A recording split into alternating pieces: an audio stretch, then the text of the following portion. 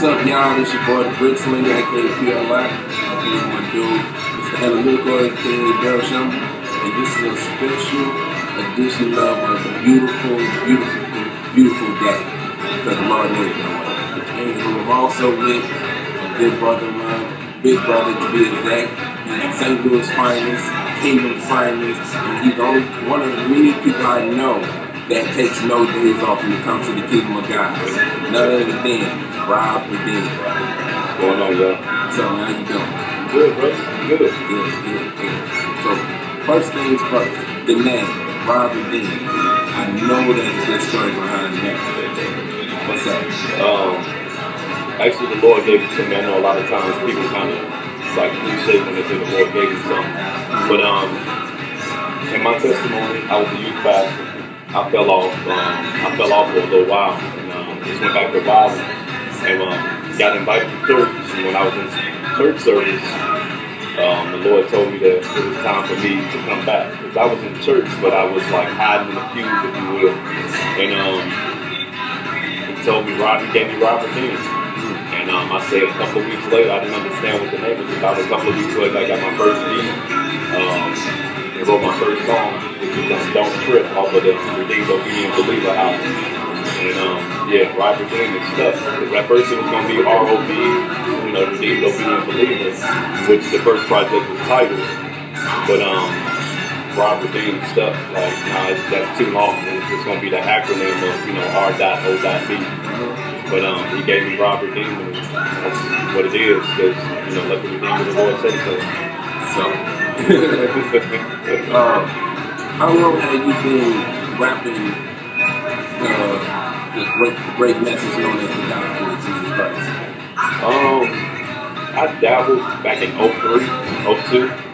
Like, my homeboy was rapping, his name was Vessel, and I was like, played with it, wrote a verse, and then I left it alone. I never did do secular rap. So when I rededicated my life back to the Lord in 07, I started messing with it, and then I'd say 2011, the end of 2011 is when the Lord said, this is what you're going to do. And I dropped that project again, Redeemed Obedient Believer, in 2012, and he said, that's what you were going to do. I'm like, Lord, if this is what you want, then you're going to have to give me the lyrics, because I don't know how to write raps like that. And he gave it to the ideas, the concepts, more important, he put his anointing on it. You know what I mean? And I praise God for that. Like, I don't take that lightly. That's cool, man. That's cool. Now, one thing I acknowledge about, especially when you rap, is that you definitely got that voice that can grab somebody's attention. I would like to know, whether on both sides of the fence, who as opposed to artists has influenced you to be the artist as well as the minister as you are? Minister, I'd say, when we say our spiritual father, my former pastor, Pastor Hall, I think he's Bishop Hall. I no longer have contact with him. But just keeping the word. You know what I mean? That's the minister aspect.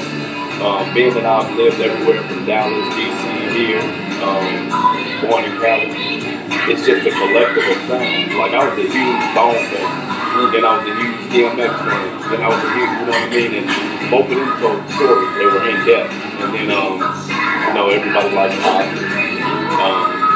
And Biggie also, because I was in DC when the Heat started. But they told stories and they brought you in. So, which is funny, I say all them people, but when I first came out, a lot of people said I sound like Bun B and Slim Thug. You know what I mean? And UGK was hot, but I never listened to Slim Thug. I had to go and, look Slim Thug up just to know who was everybody saying I'm sounding like. So it was crazy. On the ministry side, the first cats I ever heard Christian rap was gospel gangsters. I can see clearly now. Like, I played that mug so much the tape stopped. It was a tape. Like, on one side was gospel gangsters, I can see clearly now. On the other side was Antonio's dude on Grapetree Records, because Grapetree gets no respect in the rap, in Christian rap and now. But they were like the no limit of Christian rap when I first got into the started listening to Christian rap. Okay, definitely a big shout out to Grapetree. and gospel gangster, definitely them two. And I do agree, especially with gospel gangster. I do believe that the only reason why they don't get much respect as opposed to the likes of Pulse movement is definitely dealing with how, like, pastoral versus the event. Yeah. Those are the only two reasons why those two rappers will not get the same prop as our fellow, I look at gospel gangsters as the original business. You know what I mean? Because this will bring that hard true gospel to the hood and tell them about the Lord, and that's what gospel gangsters are doing.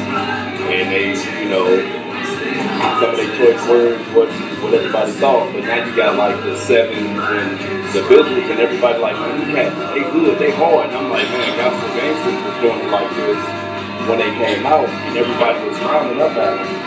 You know what I mean? And yeah, shout out to gospel gangsters, for real.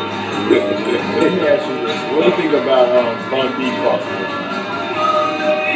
I don't have a problem with anybody crossing over if their heart is crossed over. I think we get so excited in the Christian, I don't like saying hip hop, the music genre.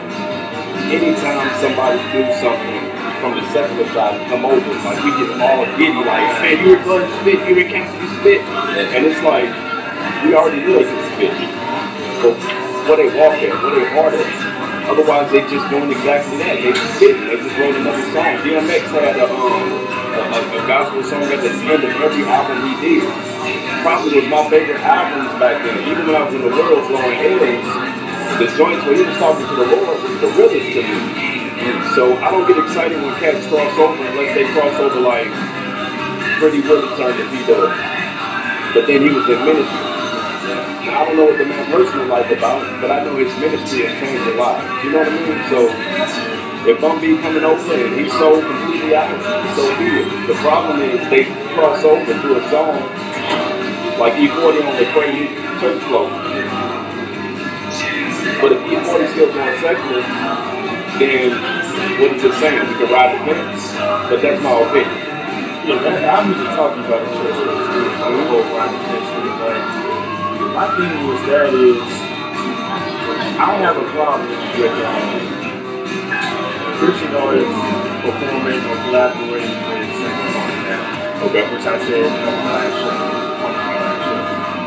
My question is, I think there should be some type of rules and regulations when you collaborate with secular artists. You know what I'm saying? Like, and with Ray, I don't have a problem with what he do. My thing is he discipling. It's not the day with that.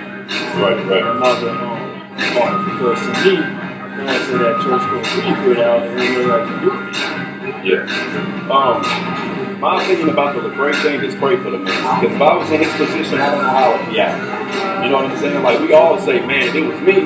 You don't know what it is because you're not there. And you got to kind of check your heart to make sure envy and jealousy is not popping in. Now, I don't have a problem with collaborating with a secular artist if I'm on their track. If they invite me on, I'll get on. And this is the reason why I say that. Their fans will then hear me. And if they look me up, they'll know that I'm presenting the gospel in my music. But if I get on a secular person's song, and my fans or the people, let's just say I'm at a Lecrae level, and I put them on my song. Well, all the people that didn't know who E40 was, didn't know who else, B.O.B., they didn't know who, if they didn't know who they were, and they don't look them up. Because right after B.O.B. did the song with Lecrae, the next song he came out was so ratchet. Like, I had never even seen B.O.B. do a naked type song before. But now all these Christian people who heard them on the Lecrae joint, well, it must be cool because Lecrae rap with her. So now they just got exposed to that artist and everything that artist brings. But again, pray for Lecrae, man. Like, pray for all of them because you don't know what you're doing in that situation. People say, man, money won't change you. When you get paid, you go fill your tank up. Money don't change you. You go do things you couldn't do when you didn't have money. The problem is, are you going to be humble enough to seek the Lord first on your decisions? And also, in a sense, you think that's kind of common too? In my opinion, yes. But it don't stop me from listening. Let me tell you something. Roots, they make some good music. And I'd rather for my kids to be listening to Andy Mineo, McCoy, than listening to any secular artist. You know what I mean? Because at least as one of the local stations, it's positive hits. You know what I mean? There's no cursing and no derogatory content. So I would rather for that to be an option than me just saying, you know what, well, go listen to, you know, whoever the top secular artist is right now. Well, speaking of artists like McCray, Eddie Mineo, and Tony B, you got a project called Life Through My Eyes. Yes, sir. What is the concept of that particular project, and what makes that different from Redeemed Obedient Believer? Bro, I'll say that's the first thing. Redeemed Obedient Believer, it was testimonial. If you listen to it, if you had a chance to listen to it before, first time in the studio, first time anything, you know what I mean? And I'm writing it down and I pour my heart out in that project. But what makes the difference is the growth. And then there's growth not only in my sound, but growth also in my knowledge of the word. And then there's a lot more praise. Like the first CD was kind of all over the place. It was structured. It was like a project. That's why I call it the project, because we were trying to see what we had going. And with this one, there's more structure. You know what I mean? It's topics. It starts off testimonial, and then it ends with like real back. Like this is what a church needs to be. And then I go off over into celebrating and gotta give him praise. And you know, God is so amazing. Just like a praise and worship type thing. You know what I mean? So first half testimonial, kind of continuing the ROB. Second half is praise and just giving God the glory. He's so great and deserves. You know what I mean? That's cool. Any feature artists and production wise that made this particular project practically the best project out?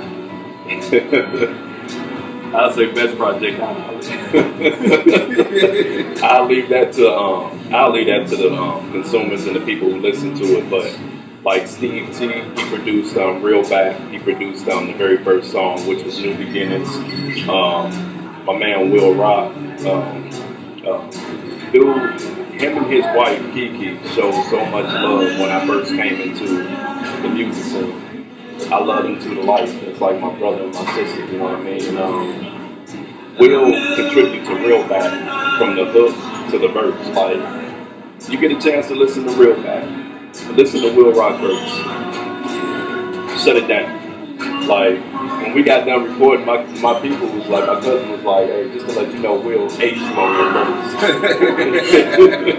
I'm like, yeah, he killed me. You know what I mean? C. Michael, my best friend, he was with me every step of the way, giving me guidance. Also, spiritual brother, not just a best friend, but a spiritual brother. He was on Real Back also. Brother Ambition, I tried to reach outside of St. Louis. He's down in Florida. Lady gave her testimony on Instagram about No Days Off. And I was following her. So I tagged her my song No Days Off. And she gave her testimony how that song changed her life. And then this other brother, Mr. Ambition, his song changed her life. So I reached out like, hey, this young lady gave a testimony. I'm Rob. I'm like, I like your music. Let's collab, you know, glorify the Lord. And he's on the song Lift Them Up. It's on Life Through My Eyes. And my man, St. James, he's out of Ohio. And he's on my celebration. It wasn't a lot of collabs. I wasn't going to have any. But it turned out right. I have a total of 4 collabs. Will and C on one track. St. James and Brother Bishop. And then my cousin, he did the hook for me. You know, Young Zoo did the hook for me on Build Me Up, which is one of my favorite songs on the album. Wow, man. I personally want to ask this question. You probably counted a few times on Facebook. Are you going to do another His Love cycle? Hey, my little bro, Gully asked me the same thing. I'm thinking about remixing God Over Everything. If you listen to on the song on the album, Life Through My Eyes, it's a song called God Over Everything. Count the bars. The song is only 346, but I did 7 12-bar verses because the hook was only 2 bars. So if you listen, I did 7 verses. If I remake it, there's 6 verses over. So I'm thinking about it, man. I'm thinking about it. Cool. Like in the future, if you had a chance to collaborate with people you haven't collaborated with yet, who would you collaborate with? Not because he's sitting here. I wouldn't mind doing a song with Pierre. Like Pierre's stuff be like it be word based. So it's like if I do a real meaty song, I want Pierre on it because like my man, you be in your word. You be in your word from your spoken word to your raps. You know what I mean? So I wouldn't mind collaborating with Pierre. I'll start locally as far as people I wouldn't mind collaborating with. Mark Gully. Another person to be in his word, like, listen to his lyrics. I don't get too amped up about people who turn up. Exactly. You know what I mean? Like, I personally don't use the word. You know what I mean? I don't use the word, but the folks who use it, like, I know Shoes just did a song with Ruben and Noel. Well, dope. I like it. You know what I'm saying? He was like, I turn up kind of different. You know what I'm saying? I don't smoke, I don't drink. Like, that's probably nice. So I don't knock the people who use turn up. Me, myself, just don't do it. You know what I mean? So, Gully, because my man be in his word, I be listening to his lyrics. Good friend, and I've never got a chance to do music with him, but I wouldn't mind doing collab with Flame, because another person to be in his word. On the national level, my homeboy and big bro, Petty D, we're real cool with each other. Petty has actually poured into the ministry, talked to me, you know what I mean, and just some of the things that he's told me to help me get through. So Petty, hopefully I can do something with him. Ultimate collab only because I love his delivery. I love Trip delivery, man. Like Trip Lee delivery, just to his sound, man, I love it. You know what I mean? I wouldn't mind doing something. So for everybody to think I'm a reach hater, you just heard me say Trip. Yeah, I wouldn't mind that. I don't have a problem with reach. No reach hater over here. Right. I just don't agree with some of the tactics. You know what I'm saying? Some of the things that they do, I don't agree with. But as far as music goes, yeah. You put me on the spot. I don't know. Nigel, I wouldn't mind doing something with Nigel. MOB, for those who don't know my man government name. All right. Yeah, I don't know, man. You got me on the spot with that one. I had to think. And then it also depends on what the track sound like. When you do collabs, you want to make sure that person's voice and the flavor of track you're doing is going to fit that artist. So you can get, the best out of that particular person. But I don't want to put people in the box either. A lot of people thought I was a trap music type rapper, and then heard the new album. Well, I've had people say, man, you like trap beats. I've had people inbox me like, I got the perfect beat for you, bro, but I'm waiting for it's done because I know you do trap beats, and I'm like, man, they need to listen to that In Love joint, man. I'm like, no, man, I'm whatever you put in front of me, I pray on it, and the Lord give it to me. Such as In Love, or did a cycle with Big Rich. I don't know if you remember him. Kiki was on it. Radiant, STA Lim, myself. Yeah, so and that was a weird beat, but we blessed God. You know what I'm saying? So for inspired artists that will probably be watching this right now, what would be the words of Robert Dean to encourage them to not only be in that crowd, but to also keep God first? Don't worry about what people have to say. If God told you to do it regardless. And I'm going to take it back to the Bible, both old and new. In the Old Testament, I want you to think about this. Like, Noah was told to build an ark. It had never rained before. Can you imagine the ridicule that him and his family got over the years it took to build it? Because, you know, when we read the story, these couple chapters, we think, oh man, it takes long. But it took this man years to build his ark in obedience. You know what I'm saying? And in the New Testament, Paul, going from one way to another, knowing that if he went there, they was going to possibly, you know, crucify him the same way he did Jesus, because he went from the world to the word. So no matter what anybody says, don't worry about support. If God told you that this is what you're going to do, don't get caught up in support, because he said that he'll never leave you nor forsake you, and that's real. That's something that I struggle with. So I kind of have to look at the camera for that one. Don't worry about the masses who support you, because believe it or not, I get more support from people that I don't know than I do know, and that's just real. So the Lord told me when I started Multicultural International, one of my good friends, Randy Abbott, I bring him up because he's white. A month after the Lord gave me that, I was out at his event that they have every year, Misfits Hit Jesus. It's called Faith Days. Me and him got an excellent relationship, you know, pastor of the church. And then the other thing is Africa. A guy by the name of Zoe hit me up on my inbox and actually calls my phone from Africa.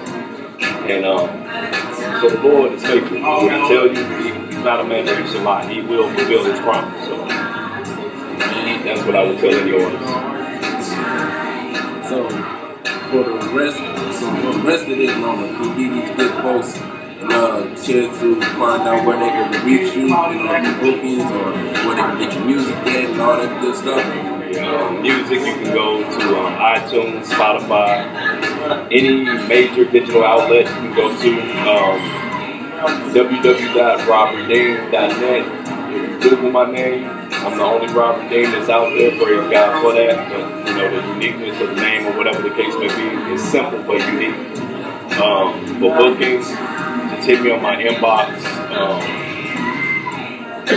Hit me on my inbox or hit the website. There's a section for all of that and all that good stuff. And I don't bust heads. I don't charge. I always tell people, you know, a love offering. If you don't have that, then, you know, I go forth regardless. As long as God's going to be glorified, I'm not really worried about making a name for myself. I'm just trying to promote His name. Amen. All the links will be in the description box. Yes. Good. I don't know about you all, but I enjoyed this 2 times. Robert Dean is definitely an honor, blessing, and then some. Thank you for your time and all the good stuff. There it is, an exclusive interview with none other than Robert Dean. I'm Pierre, Lott, the Brick Slinger. I'm Mr. Analytical. And until then, keep sharpening one another. Support the kingdom. Take care and God bless. It don't matter if them times